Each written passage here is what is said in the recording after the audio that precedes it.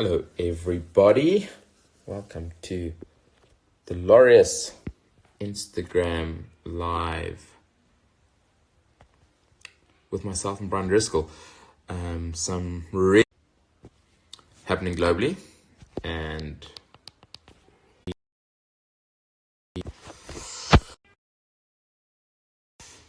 so I think we're much better now. I hope that everyone is doing well, and that the situation globally is keeping you positive. Just going through a few of your comments. Hello from Monaco. That's pretty cool. All the way in Monaco. So for those of you who don't know, I'm Brian Habana, Laureus Academy member as of this year, which is pretty cool. Joining a very elite list of incredible sportsmen and women from around the world. And it has been an incredibly interesting time with things to happen. But I am going to just look and see I can get Mr. Brian O'Driscoll invited onto this call. So if I search with him,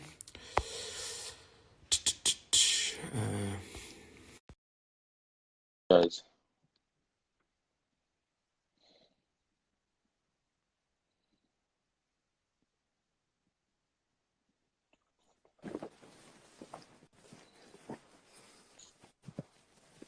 Hello. There he is. Very well in the south. That first shot looks like quite a few of the blocks happening on Zoom calls and Microsoft Team calls happening for the course of the last 11-day lockdown. It's either half a chin or half the eye. There we go.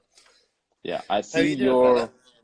I'm well. I see that. Sorry, the reason I'm wearing a hat is that day 11 in lockdown has got this probably as filthy as that little thing above your lip. That just shows the levels of boredom that this is what I've had to resort to. I'm assuming Amy can't be incredibly happy with that. No, actually, she hasn't hated it. But I was trying to grow a beard, and obviously, I can grow quite a good goatee, but puberty hasn't hit the side of my face yet. So I like there's no hair growth there. So people thought I was trying to grow a goatee, which I was going for the full beard. So I just got a bit fed up with that, and then I said rather than getting the whole thing off, I said I'd go and just do a little bit of sculpting, and I came up with this. And actually, she wasn't appalled by it. She wasn't appalled. All right, that's not yet. Very Give good. her time. Give it time. Where's Ireland in lockdown phase? South Africa, we're on day 11 of 21. Yeah, I'm where trying are you to think guys? I don't know what number it is, to be honest with you. Like we're a few days behind the UK. I think they were 2 weeks yesterday, or so we're about I'd say we're about 9 or 10 days in. But to be honest with you, it's pretty much felt like this for the guts of a month. I had to self-isolate because someone I knew got corona quite early on in the country, and I'd been at dinner with them. So as soon as I got back from a trip to Paris, I found out about that, and it's 2 weeks from whenever you had made contact with them. So I've been pretty much self-isolating, other than early morning exercise and the occasional trip to the shops. That's pretty much it. And so what's your lockdown situation? Are you able to get out and exercise? So we aren't allowed to exercise. I literally haven't left the house for 10 days. I went out on day 1 of lockdown just to get groceries that we had ordered in, but I literally have not left my house or the surrounds of my house. I live in a gated community or an estate in South Africa. We're not even allowed to walk around in the estate. So I'm not quite sure from a mental health perspective. I think I'm very fortunate, and potentially a lot of us will be very fortunate that you have a bit of space, so there's a bit of garden, trying to keep the kids entertained. I'm not quite sure where you and Amy are with the homeschooling. I have got a newfound level of respect for teachers around the world. I've got a 5-year-old and a 2-year-old that I didn't know 5-year-olds had maths homework to do. I'm still good at some of them. They're not as complicated as apparently the 7-year-olds. But it's been pretty brutal. I think, global pandemic that has everyone from sporting, cultural. It's almost a shutdown that I don't think any of us ever expected in our lifetime. It's do you know what? Someone made a really good point to me a while ago. We don't deal with the element of the unknown anymore very well, No. because if we want to find out something, we can do that pretty much these days. Yeah. You're having a conversation in a bar or a coffee shop. You want to know the answer to something, you just Google it, and so we have Mm. answers pretty much to everything, but we don't have any answers to this at the moment, and it's that Yeah. uncertainty that was playing with a part of our mind, I think, that's been deactivated in recent times. So Yeah. it's the only solace that you do have is that we are in this together, that Yeah. collectively it affects absolutely everybody in the whole world, Mm. and that we're all stuck in this moment in time, and we're kind of playing the waiting game to hopefully find a vaccine, but by Yeah. also doing the right thing as well. And it's for the most part, people are really good at adhering to what the governments and the experts are suggesting, but you Yeah. are only as strong as your weakest link on all this as well. Yeah. And people that are Mm. flouting the lockdown protocol are just inhibiting things for everybody else. So Yeah. that's a little bit frustrating, but for the most part, I think you've got to enjoy and make the most of this time Yeah. and the time spent with your family and your kids, where as much as at times I'm sure we're driving one another mad, where Mm. it is lovely to be able to with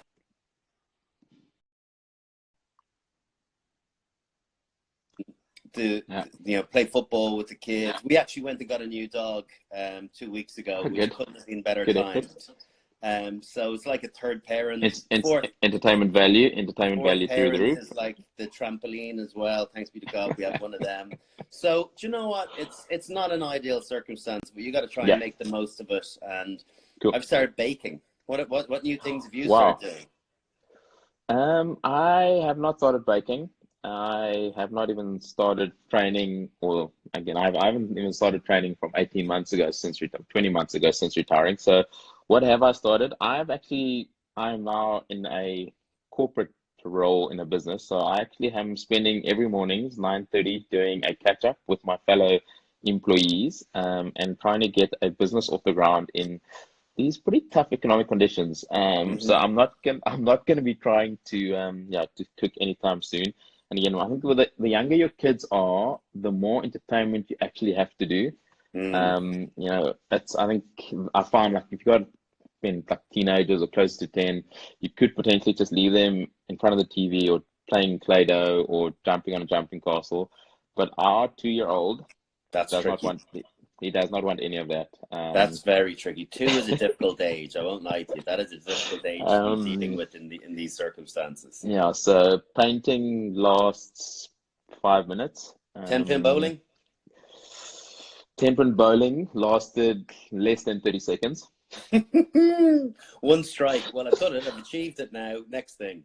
Yeah, no, the strike involved him literally running towards the pins and kicking them down. He like Okay. left the ball after missing them. So, no, that's been really interesting. There's been a lot of challenges on the go. So trying to keep a toilet roll on my feet for longer than 3 goes was not incredibly successful. So I gave that up after 3 days. That was one Um, longer than me. I got two. From a training regime perspective, Dricker, you have been incredibly, I want to say, as an example for many of us retirees.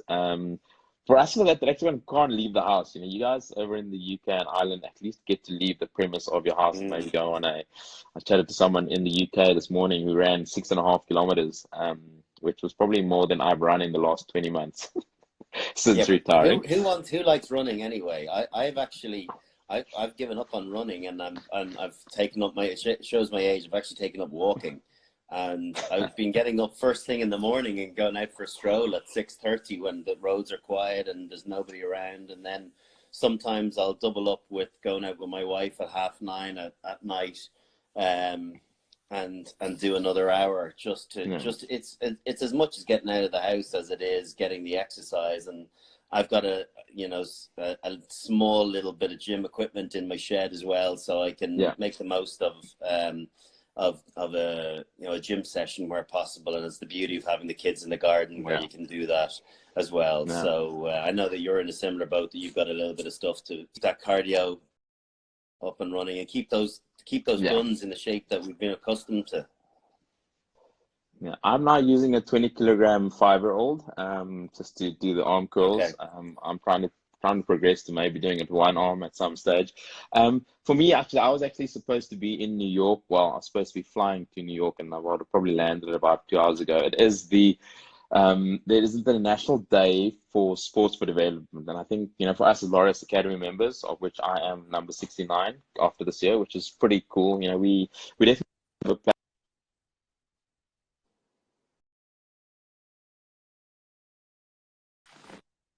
um, the roles and Oh, that's responsibility it. of a corporate job. Sorry, my bad. No, so I Okay. was saying, so in times like this, I think, we get given a great platform. And I think especially through Laureus and a lot of their programs that are probably getting hard hit by the fact that services are now undermined. They're not getting potential funding because of certain things. But Loris is doing some great things around not only allowing us to send messages about, again, the social distancing, washing of hands, and doing that. From a mental health perspective, and it's a thing that has been touched upon quite often over the course of the last 2, 3 months in terms of this world. Any advice in terms of, from your side? First of all, what is mental health? Do we feel that mental health is something that, as individuals, we've all gone through? I think myself as a rugby player, man, this past, 20 months of retiring, you think about the glories of what it is to be a professional sportsman. But sometimes it's in the transition where you actually find out a lot more about yourself. And in a way, this lockdown period is a little bit similar to that because you're now getting into a space that, like you mentioned earlier, there's no certainty about the outcome, the longevity of it. But we need to lean on strengths that I think we touched on it in rugby, but we didn't really fully understand that. What are your thoughts just about from a mental health perspective in what is confined spaces? Yeah, well, you're left with your thoughts, aren't you? A lot more Yeah. time to dwell on where you are and what opportunities you have and so on. Mm-hmm. I suppose I'd be careful to talk about mental health as in a generalization, but I'll talk about my own mental health. I think it's such a vitally important component to treat the same way as your physical health or your dental health or anything else. It's a key Yeah. component to your functionality, and Mm. and that's why, you talk about the exercise part. That's why I got back into it about 3.5, 4 years. I took about a year and a half, 2 years doing a small bit of exercise, just keep myself ticking over. And then I realized that it's not just the physical side to that, it's the mental side, that Mm. endorphin release, and that the need to create positivity Yeah. within myself and within my being and the Mm. way I was feeling. So that's Yeah. why I went and exercised, and Mm. it's something that I crave every day, and that's why Mm. every single day I'll do some form of exercise to try and have that positivity release, no matter how you're feeling. Yeah. And you're right. It's in retirement, it's a difficult time. There's no doubt. I don't know anyone that's come out of professional rugby and said, "Do you know what? I'm so delighted to be finished with that now. I've had enough of playing internationally on the big stage, playing in World Cup in front of thousands of people." No one says that. It's because their body Yeah. gives up on them, or because a coach has decided they don't want to pick them anymore, or because Mm. of injury. They're the three Yeah. reasons for players retiring. So Yeah. so you are. It's like an early loss to you Yeah. in your life, right? And you have to mourn that as well, and it gets a little bit easier with time. But then hopefully you have Mm. opportunities. You've got something exciting to look forward to, and I suppose you have to make the most of times like this to give it a good bit of thought. That what do I want to achieve in the next 35, 40 years of my life? I got a great Yeah. piece of advice once, because when you finish something and you feel as though you've achieved a high standard of it, the Yeah. concerns would be that you've peaked. And someone said to me once, it was a fitness coach, said to me, make sure your best days are always ahead of you. If you think Brilliant. that the Yeah. best days are behind you, well, they will be, but always try and Yeah. chase that next thing, and irrespective of what it might be. It's not going to be in a sporting Mm. context, Yeah. unlikely, but in whatever the next revolution of your life entails. So Yeah. it's Brilliant. something that I try and live by and enjoy. And I think one thing I would say about now is there's nothing we can control in 3-4 weeks time. We can't control Yeah. that. What we can Yeah. control is the here and now, and I'm Yeah. trying to be present. And it's something that I'm trying to do a little bit more of as well, is trying to Mm. be present and just enjoy the things, enjoy breakfast, enjoy time with my kids, enjoy the homeschooling. Yeah, there'll be frustrations, but you know what? They're great. They're great times as well to be able to be given that opportunity where your kids will look at this time going, gosh, we got to see so much of our folks. It was so great. And I'm not heading off on a plane or packing a bag and saying, you know, I'll be back in 4 or 5 days time. I'm going to be like, I'll see you in the morning. I'll be the guy making your breakfast. So it's, you know, it's cool. I wouldn't say I'm enjoying it, but I'm enjoying aspects of it. And I think you've got to take the good out of these situations. Yeah, I'm sort of a bit worried. My 5-year-old 2 days ago actually said to me, Daddy, when are you going on the aeroplane again? And I'm not quite sure that's because I was. Maybe it's that you get a gift every time that you come back. Maybe that's what it was. Like, go away, Dad, so I can get probably. something when you return. But on that, you talk about that's. Yeah, sorry. So you were talking about us being both Laureus Academy members, and you've been the most recent inductee, and it's such a huge honor to be part of such an acclaimed group of ex-sportsmen and women that have achieved so much. And we were recently both at the awards in Berlin, where the Springboks won the Team of the Year, which is, if you look at the competition in any year, is an incredibly difficult award to win. But seeing Sia Khaleesi coming up and accepting on behalf of the team, and again, his words are just phenomenal. He's so at ease with verbalizing what points he wants to get across. Tell me a little bit about what that meant to you, seeing the Springboks winning the World Cup again. I was in the studio with you. It was like hanging out with a 5-year-old. That's how excited you were. It was pretty cool to see. No, it was very cool. And I think, we're both fortunate. I look back at the last 12 months, and I think there were moments in this last 12 months that, you talk about the best times being ahead of you, and you use those moments sort of to reflect on, what is possible. And I think, being a Laureus ambassador, having a platform, or being given a platform to be able to use sport as a tool for social change, has been absolutely immense. And in that build up to the final week, I actually got to sit on a Laureus panel with Skulk Brits and our chairman Sean Fitzpatrick, and got pretty emotional about the Sia Khaleesi story, especially being in South Africa, where rugby has played such an integral part in our unity, in our coming together, in the breaking down of barriers on so many different levels. And I was like a 5-year-old on the 2nd of November 2019, because that team had not only gone on a roller coaster, but individuals within that team had gone on journeys that I never had any concept of. I didn't grow up underprivileged or not having opportunities. And you hear the Sia Khaleesi, who was watching in a rural township type of bar, which we call a shabeen, because his grandmother, who he was living with, couldn't afford a TV in their home.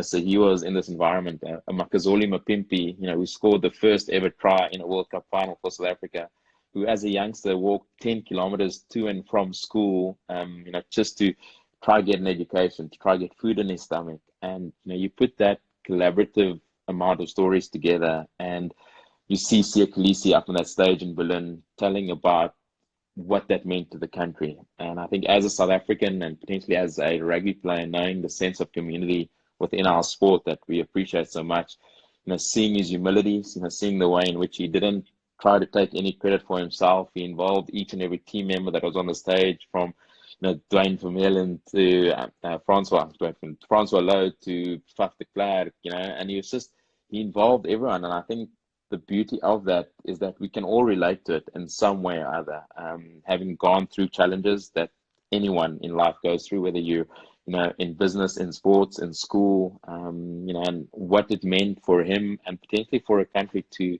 overcome that, to then stand on the biggest stage from a sporting perspective in front of global superstars and act with such humility, but with also such compassion. I think sort of grabbed the attention of that whole room. And it was probably fitting on the 20th celebration of the Laureus Awards that Sia got to go up there, receive the award from Mr. Johan Rupert, who had actually given the foundation and Laureus Force for Good and the academy the start that it needed, inviting the great Nelson Mandela into that room 20 years ago. And you fast forward 20 years where we get the opportunity to get to be a part of this amazing organization that is using sport globally around the world, to increase and better social circumstances. And I look to this current situation where in the COVID-19 epidemic, a lot of the programs that Laureus, looks after or funds, they're now doing a 3 weekly online forum where, they're touching into that sense of community. And I think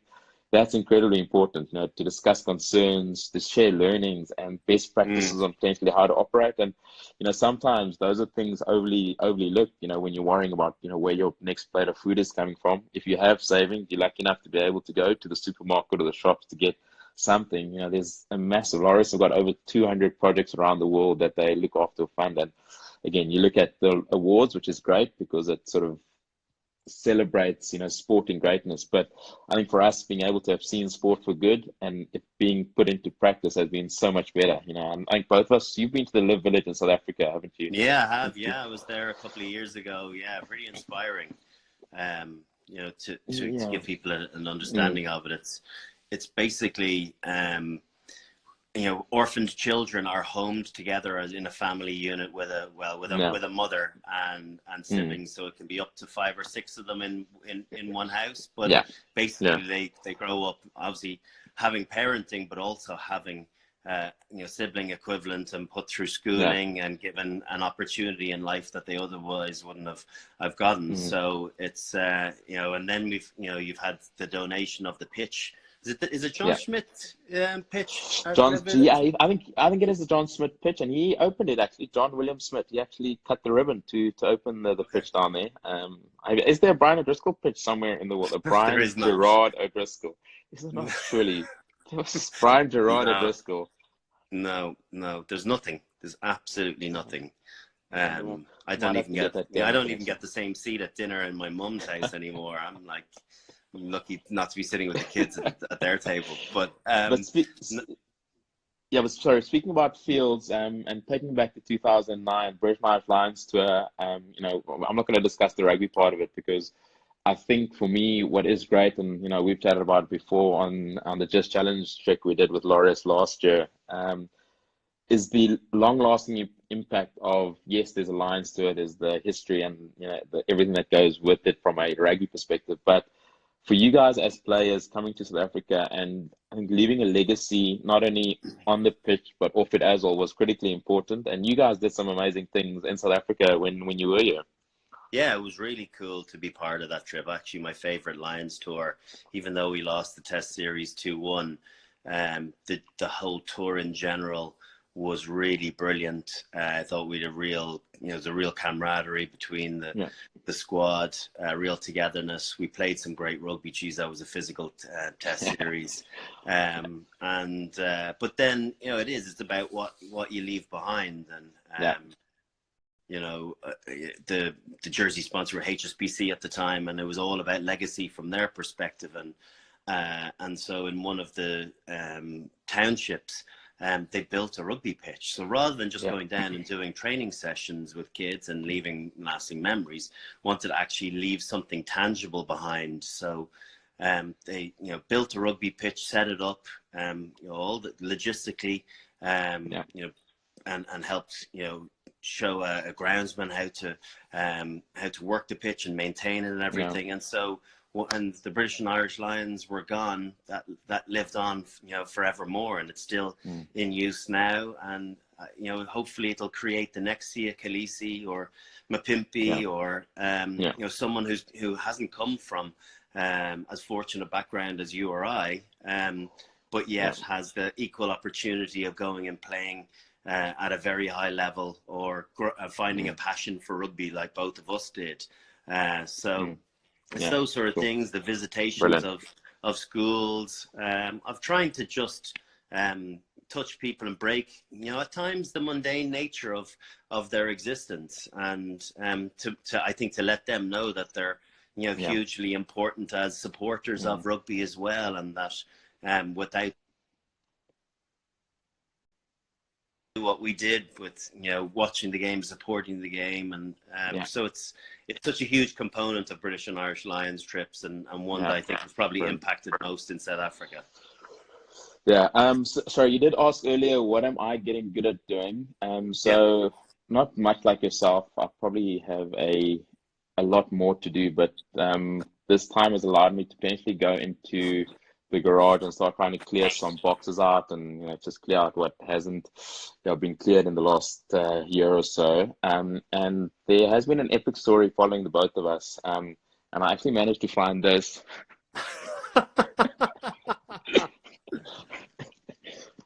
Um, Oh yeah, the jersey, yeah. that I really, really, really, really wanted. But do Um, you want to tell? yeah. Do you want to tell it, or I think you should tell your version first. All I'm right. Well, happy for my you to tell version your is, I'll side of give the you a quick version. version of it. Is, can you hear me? Okay. Yeah, yeah, all good. All right, that was my wife ringing through. So my version is playing against the Springboks 2006 in Lansdowne Road. Unknown to us, it's the centenary year for the Springboks. So we get to wear the white jersey, the coveted white jersey. We very rarely get to wear that one. So I'm playing against one Brian Habana. I just think, you know, Who has never that's played not 13 ideal. in internationally before then? Sorry, it's just my first I'm and beginning only. to, I've settled into the Irish team. What am I, 27 years of age? Probably, starting to lose a yard of pace. So I get to play against one of the fastest players in international rugby at 13. Needless to say, we're playing a drift defence that day. Telling my inside centre Gordon Darcy to push off, and you'd be his man. Anyway, we managed to win the game.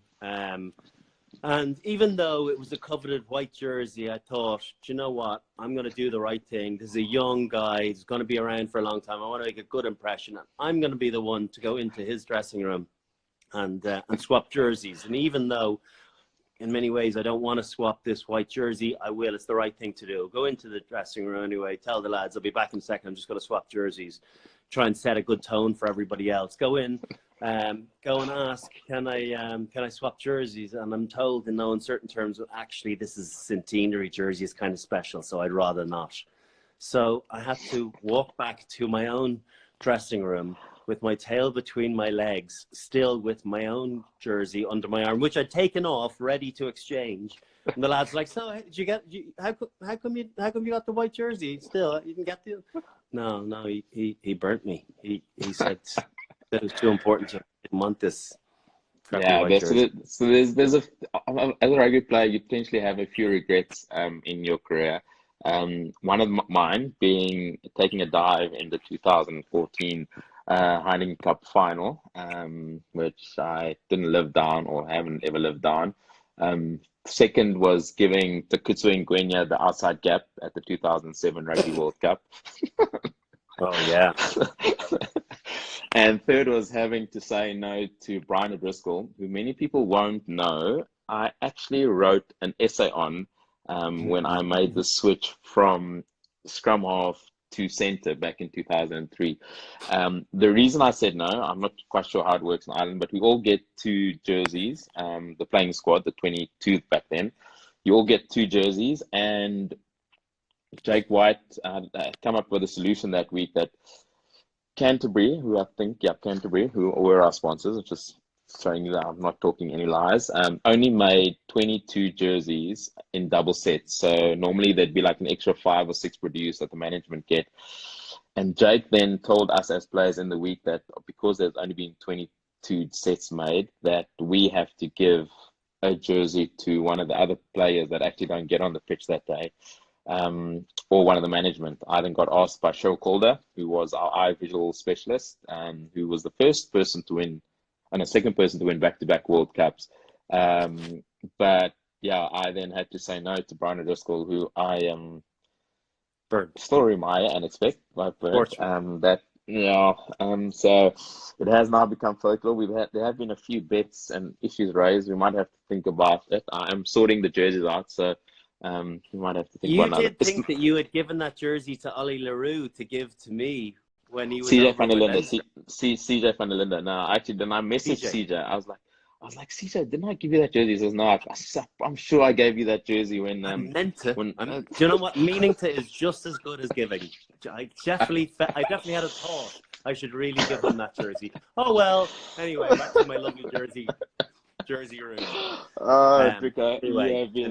Yeah, I yeah. know. Imagine We've both. what could have been. I have to say I don't know where that white jersey is. It might be up there somewhere, but I think Yeah, it's no, gone to the box of shame because it didn't even want to be swapped. Yeah, no. So, well, to be fair, it's the first and only time I ever played 13 for the Springboks, and thank you for ruining my chance of potentially becoming one outside centre for South Africa on more than one occasion. You did all right, Thanks, Wayne. Trick. I'll have limited sorrow for you. Let's have Yeah, a look at a couple cool, of these perfect questions. question. Yeah, let's do. I like the shave, Brian. Love the podcast on BT with the lads. Okay, good. We did a Just quickly, podcast, like a Zoom podcast yeah, the other day.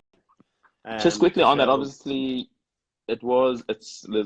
every type of sport has been cancelled. From a Heineken Cup and rugby perspective, where do you think we are? Do you think the seasons are going to be cancelled? Do you think they're going to be postponed? Well, I just I seen can't see it there happening. that the 148th British Open has just been cancelled as well. So Hmm. I think it's inevitable that we're not going to see any more rugby in this rugby season. And I guess just the hope is that we're able to pick up again at the start of next season. There's so much going on in the world, and you have to put it all in context when you consider, the death tolls in rising in England and Ireland, but sport is important to people as well. It really is. It's escapism for some people. It's an opportunity either to play or to meet friends, to connect to something that they love. It's a passion play. So for people that say sport isn't important, that's not true. It's vast. Yeah. It's vitally important to men and women, to young and old. It's something that brings us all together. And even though, we can support different teams, it's a common passion. So, the sooner 100%. that it does get up and running, I think it'll give us an opportunity to distract away from what life is throwing at us. But cool. let's hope that it's sooner rather than later. But I'm sure the relevant authorities and experts will tell us when they see fit for us to continue it. 100%. Just going up in the questions, I see Sean O'Brien has said, well, Barry. I'm assuming that refers to you more than... Barry, Barry Crocker. There used to be an award called the Barry Crocker, i.e. the Shocker Award for worst trainer. So, I got the Barry Crocker Award at training once or twice. So then he started calling me Barry, but he's lucky he's not on here because we all call him Larry. And trust me, that story's not as good as my Barry Crocker one. So, Noel Hobson Larry says, love the tash, Brian. You look like an Hungarian pimp. Not quite sure what one of those look like. Hungarian part. Okay, yeah, they're tough sorts, aren't they? Pimp. I'd imagine they're tough too. Here's the one I have no. Watch over 20 years. Oh, over 20 years. Oh wow. There's two for me. First one was the 2013 Rugby Championship game, South Africa, New Zealand at Ellis Park. South Africa needed to score 4 tries and not give away a bonus point, win the game, not give away a bonus point. And it was just one of the most fascinating games, I think, to be a part of. I think Nigel Owens was the referee who allowed a very flowing game. New Zealand came back, from being, I think, 3 tries to 1 down, emphatically, scoring a bonus point try, going on to win, I think, their 900th rugby championship title, which is really disappointing. And I know it's potentially not a great one for you, but I'm going to say the second test of the 2009 Recognised Lions series. I can't disagree with you on that. I think that was one of the best games of rugby that I was ever involved in. It had everything. It was brutally physical, most physical test matches I've ever been involved in. End to end, and obviously someone perhaps, we threw it away. We gave away a really stupid penalty just before halftime where Franz Stein knocked over like a 50-meter penalty when the clock had gone red. And I look back on that being a huge error rather than the Ron Nogara high, challenge in the air that Mornay Stein knocked over. The damage was already done previously because we had a great first 35 minutes, and then just to let you guys back into it, we never should have. But that was a great test match. I think England, New Zealand in the semi-final recently was a phenomenal game. Just again, the attritional nature of it. The skill level, just the intensity of every single play just seemed ferocious, which I think captivated everyone's imagination. So there's two for me. Yeah. And let's talk about that one. Actually, I think it started before the game with one of the most interesting things ever happening against the Haka. That potentially, I wouldn't say threw the All Blacks from New Zealand out, but you talk about instances and moments in rugby, and I think that will be forever remembered because that potentially set the tone not only for the English physicality, but the way that game panned out. Yeah. And somewhat, the funny thing is, you've done lots of things to that, slightly different, I'm sure, to the Haka, and teams have done in the past and will in the future, but nothing ever really matters unless you manage to beat them. I think teams that look back, Ireland did something different in Soldier Field where they were, they were respecting Anthony Foley's passing and did a figure of 8, which was kind of cool, and that's only really remembered because they went on and won the game. So, it's so there's a couple of games. Let's have one more question each. Let's have a look. What do you think? I'm also scrolling through. Gary Watson has asked for a shout out to his son Smithy, age 10, from Scotland. Hello, Smithy. Hope that you're not driving your parents up the wall.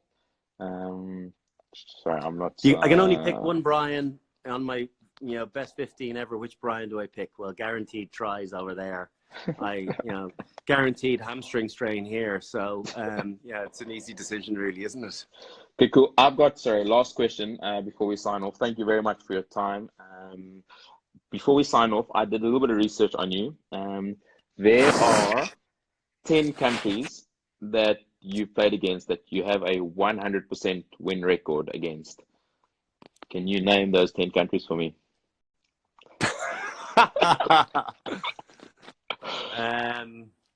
Japan. 1. Georgia. Russia. 2. 3. USA. 4. Canada. 5. Fiji. 6.